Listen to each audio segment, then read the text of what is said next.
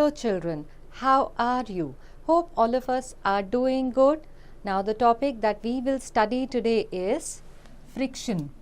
And the things that we will learn are what causes friction, types of friction, friction a necessary evil, increasing and reducing friction, and fluid friction.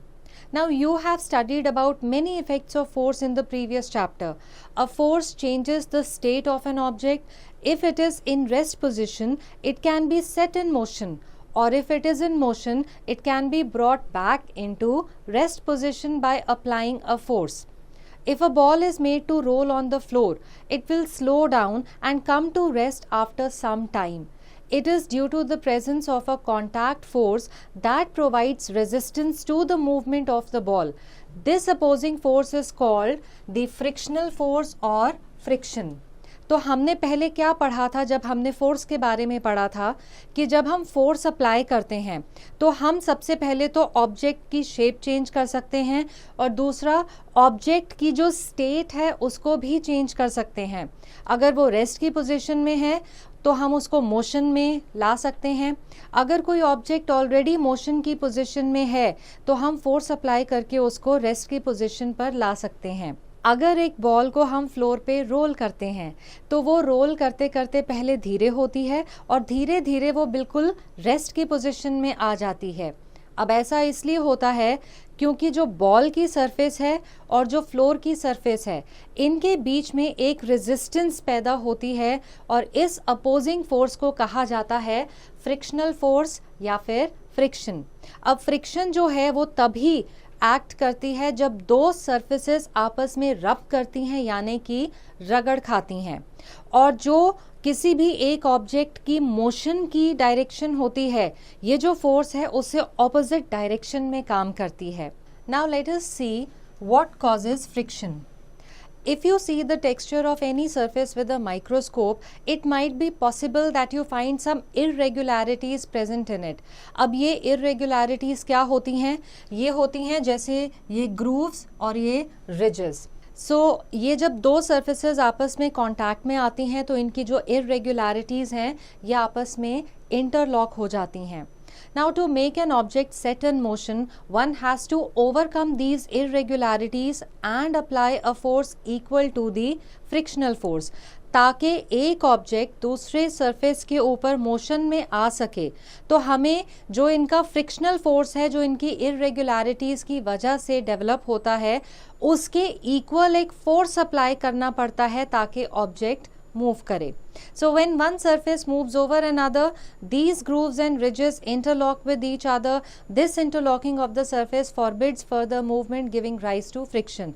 तो जब एक surface दूसरी surface के ऊपर move करती है, जैसे पहले कहा था ये जो grooves और ridges हैं ये आपस में interlock हो जाते हैं और ये जो interlocking होती है इसकी वजह से जो movement है वो धीरे धीरे बिल्कुल बंद हो जाती है क्योंकि friction पैदा होती है.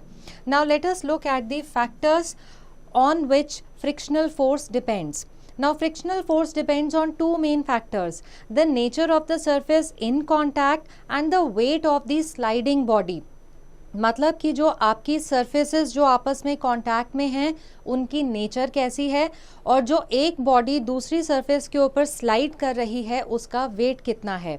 The magnitude of frictional force depends on the nature of the surfaces in contact with each other and the external force applied on the object. तो जो frictional force का magnitude है वो किस पे depend करता है कि जो दो surfaces contact में हैं उसका nature क्या है, उन दोनों का nature क्या है और जो हमने एक external force apply करा है एक object के ऊपर जो दूसरे के ऊपर slide कर रहा है वो force कितना हमने apply करा है.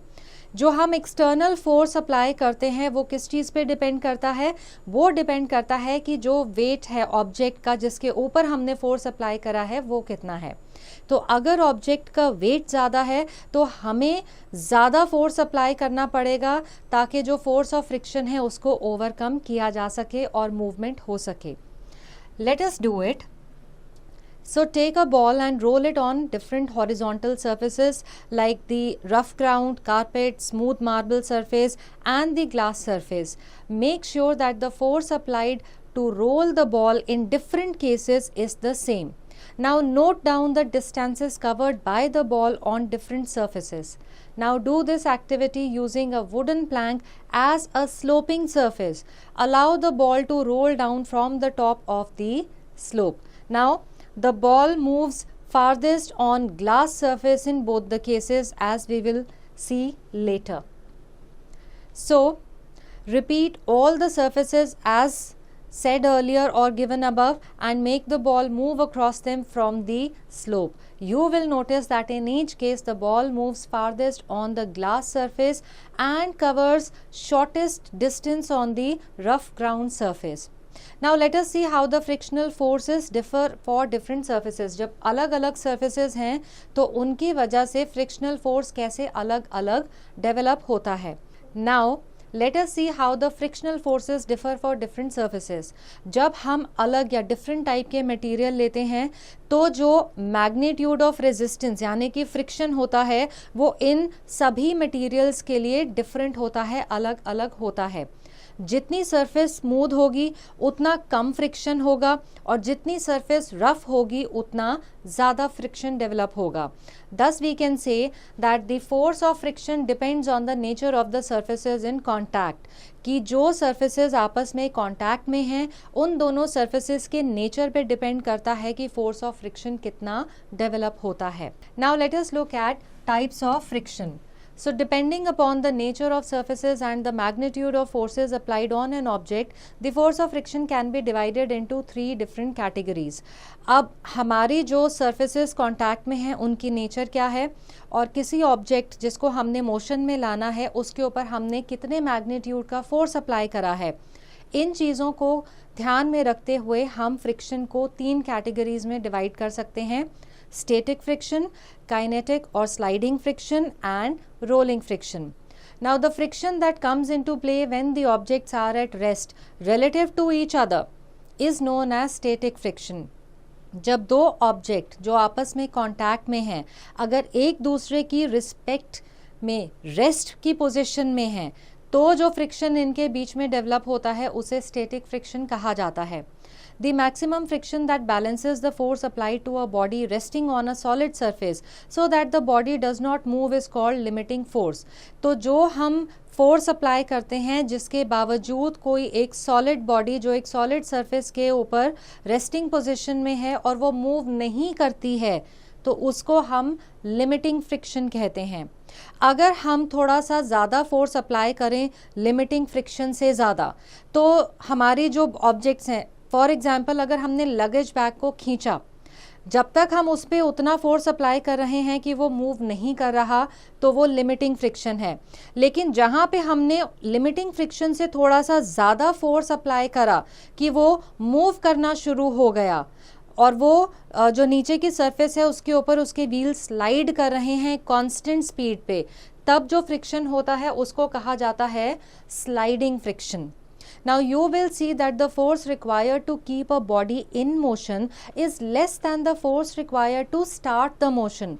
अगर कोई बॉडी रेस्ट की पोजीशन में है और हमने उसको मोशन में लाना है तो जो फोर्स अप्लाई करेंगे वो ज़्यादा होगा कंपेयर्ड टू अगर एक बॉडी ऑलरेडी मोशन में है और हमने सिर्फ उसकी स्पीड को चेंज करना है. Once an object starts moving, the irregularities on it do not get to interlock into the irregularities of the surface on which it is moving. तो एक बार जब ऑब्जेक्ट मोशन में आ जाता है तो जो दोनों सर्फेसेस की इरेगुलरिटीज़ हैं वो आपस में इतनी ईजिली इंटरलॉक नहीं होती हैं इसलिए जो हमारा स्लाइडिंग फ्रिक्शन है वो स्टैटिक फ्रिक्शन से कम होता है. The force that resists the motion when an object rolls over another surface is called rolling friction. You cannot hold an object if there is no friction between the object and the hand. तो अगर आपके हाथ और object के बीच में friction ही नहीं है तो वो easily slip कर जाएगा, आप उसको पकड़ नहीं पाएंगे. So friction इसीलिए एक बहुत ही vital phenomena है लेकिन इसको हम evil भी कहते हैं. ज़रा सोच के देखिए क्यों. Now first of all let us look at the advantages of friction. We are able to walk on the road due to the friction between the ground or the road and the soles of our shoes. हम जो shoes या चप्पल जो भी कुछ पहनते हैं उनके जो नीचे सोल्स होती हैं उस सरफेस में और जिस ग्राउंड या रोड के ऊपर हम चल रहे हैं उस सरफेस के बीच में जब फ्रिक्शन डेवलप होती है तो हम चल पाते हैं, फिसलते नहीं हैं। अगर हम किसी स्मूथ सरफेस के ऊपर चलें, जैसे कि अगर कहीं पे आइस जमी हुई है या पॉलिश्ड फ्लोर है, तो क्या होगा कि जो हमने फुटवेयर पहना है उस सरफेस में और जो नीचे का फ्लोर है उसके सरफेस के बीच का फ्रिक्शन ख़त्म हो जाएगा और चलना मुश्किल हो जाएगा, हम लोग ज़्यादा स्लिप करेंगे या फिसलेंगे। Then we are able to write on paper because of the friction between the pen or the pencil and the paper. That is why it is very difficult to write on a glazed or waxed paper which is much smoother. तो हम जिस pen से या pencil से लिखते हैं उसके बीच में और जो पेपर जिसके ऊपर लिखते हैं उसके बीच में अगर फोर्स ऑफ फ्रिक्शन नहीं होगा तो लिखना बहुत मुश्किल हो जाएगा, आसान नहीं होगा। Then we are able to cut things due to friction between the surfaces in contact. जो भी हमने कोई एक फल या सब्जी या कोई भी ऑब्जेक्ट है जिसको हमने कट करना है और जिस ऑब्जेक्ट से कट करना है, जो कि एक नाइफ हो सकता है, सिजर हो सकता है, इन दोनों की सरफेसेस के बीच में फ्रिक्शन मौजूद होता है तो आप कट कर पाते हैं, नहीं तो आप कट नहीं कर पाएंगे। इसी तरह से जो भी हमारे ऑटोमोबाइल्स हैं वो रोड पे इसलिए सेफली चल पाते हैं क्योंकि जो टायर्स की ट्रीडिंग होती है उसमें और जो रोड की सरफेस है उसके बीच में फ्रिक्शन डेवलप होती है। The application of brakes to stop a car, scooter or cycle etc. is possible only due to the friction. When brakes are applied, the shoes of the brake rub against the wheels. The friction between them reduces the speed. तो जब आप break apply करते हैं तो break का जो शू या cover होता है वो व्हीकल के व्हील के अगेंस्ट रब करता है, फ्रिक्शन डेवलप होती है और स्पीड कम हो जाती है। इसी तरह से जो कारपेंटर हैं वो अगर लकड़ी को काटते हैं या किसी लकड़ी में हथौड़े की मदद से नेल यानी कि कील को डालने की कोशिश करते हैं तो वो तभी पॉसिबल हो सकता है क्योंकि दोनों सरफेसेस के बीच में फ्रिक्शन डेवलप होता है। Similarly friction produces heat. A matchstick is lighted when rubbed against the rough surface of the matchbox. जब आप किसी माचिस की तीली को उसकी डब्बी की जो रफ सरफेस है उसके अगेंस्ट रब करते हैं तो फ्रिक्शन डेवलप होता है। फ्रिक्शन से क्या है कि हीट डेवलप होती है, इस हीट से जो मैचस्टिक के ऊपर की जो कोटिंग होती है केमिकल की उसमें आग लग जाती है और वो जलने लगती है। Now let us look at the disadvantages of friction. अब friction makes moving or sliding heavy objects difficult. A lot of energy is utilized in overcoming friction. जब भी आप किसी हेवी ऑब्जेक्ट को मूव करते हैं या स्लाइड करते हैं तो फ्रिक्शन को ओवरकम करने के लिए आपको बहुत ज़्यादा एनर्जी लगानी पड़ती है।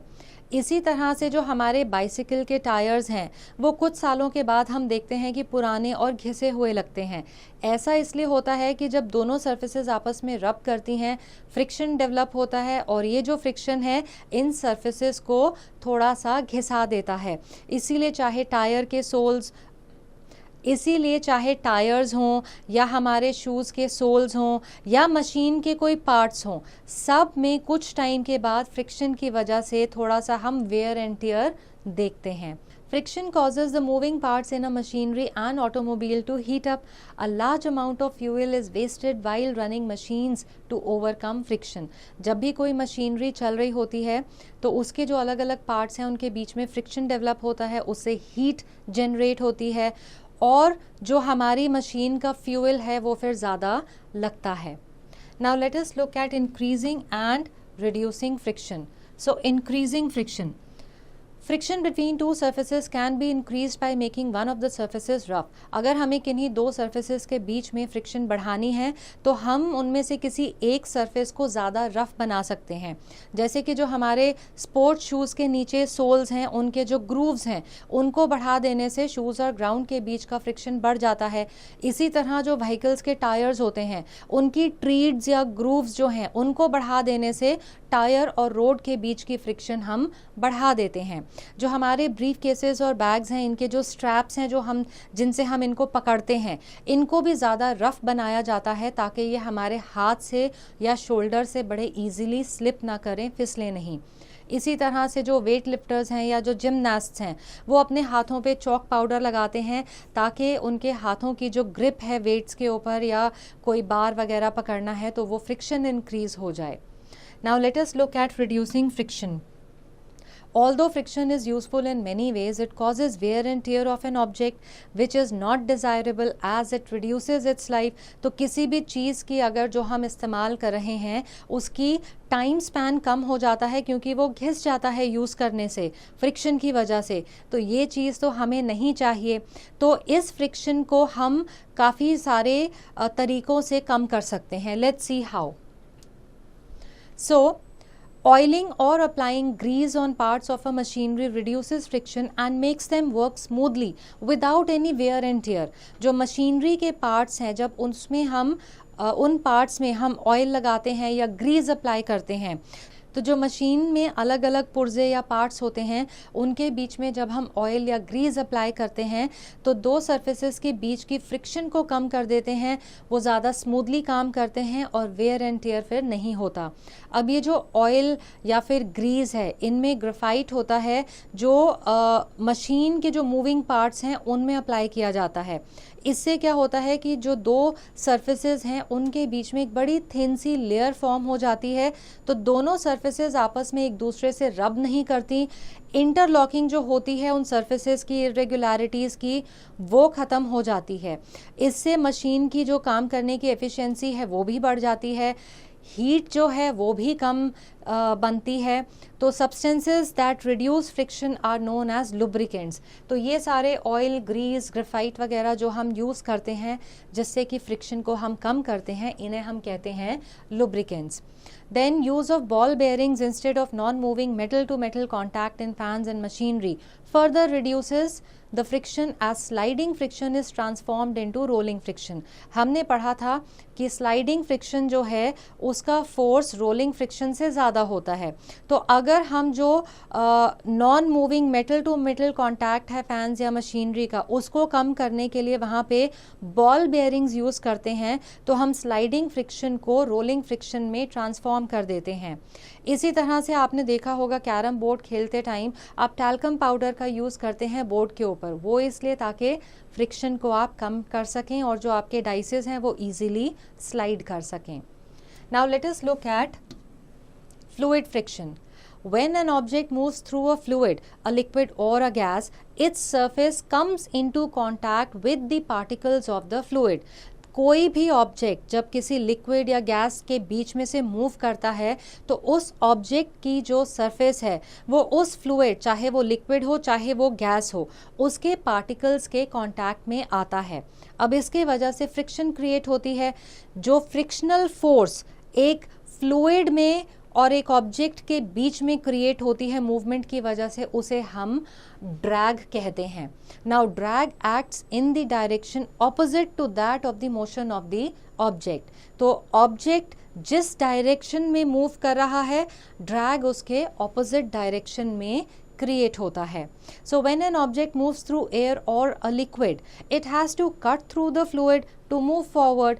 Hence, the frictional force on an object in a fluid depends on its speed with respect to the fluid, shape of the object and nature of the fluid. अब जो भी ऑब्जेक्ट किसी भी फ्लूइड, चाहे वो लिक्विड हो या gas हो, उसको कट करके उसमें से मूव करता है तो जो फ्रिक्शनल फोर्स है वो किन चीज़ों पे डिपेंड करता है?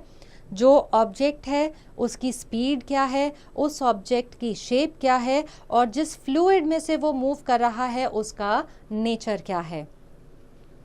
Let us now look at reducing friction in a fluid.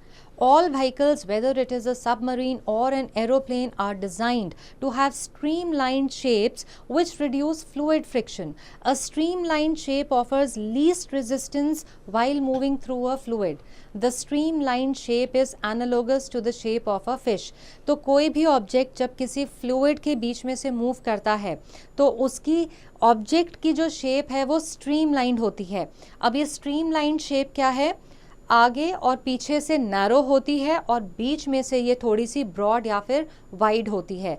तो इस स्ट्रीमलाइन शेप के जो ऑब्जेक्ट्स हैं जब ये फ्लूइड में से मूव करते हैं तो बहुत ही कम रेजिस्टेंस इनको मिलती है. तो जो स्ट्रीमलाइन शेप है उस ऑब्जेक्ट, तो जब स्ट्रीमलाइन शेप के ऑब्जेक्ट फ्लूइड में से मूव करते हैं तो उनको सबसे कम रेजिस्टेंस मिलती है। और जैसे कि आप इन फिगर्स में देख सकते हैं, ये हमारी स्ट्रीमलाइन शेप है। An object moving with high speed in a fluid experiences more drag. कोई भी ऑब्जेक्ट जब बहुत ज़्यादा स्पीड से किसी फ्लूइड में मूव करता है तो उसको ज़्यादा ड्रैग एक्सपीरियंस करना पड़ता है, फेस करना पड़ता है। फॉर एग्जाम्पल, अगर कोई मीटियर हमारी अर्थ की सरफेस में एंटर करता है तो वो बहुत ही ज़्यादा हाई स्पीड पे होता है। इसके वजह से इसको बहुत ही ज़्यादा हाई मैग्नीट्यूड का ड्रैग जो है वो फेस करना पड़ता है। इसकी वजह से बहुत ज़्यादा हीट प्रोड्यूस होती है और जो मीटियर है वो जलने लगता है। Now let us take a quick recap. Frictional force depends on the smoothness or roughness of surfaces in contact. A smooth surface will generate less friction, whereas a rough surface will generate more friction. Static friction is the friction that acts when we try to move an object at rest. Sliding friction is the friction that acts when two surfaces slide over each other. When a surface rolls over another surface, then rolling friction comes into play. Rolling friction is always less than sliding friction. Friction helps us to walk without slipping down and prevents a car from skidding. Friction always generates heat. This principle is used to make matchboxes and lighters. Friction is minimized by polishing and using lubrication, wheels and ball bearings. So I hope that this chapter is clear to all, and answering questions based on this chapter will now be easy.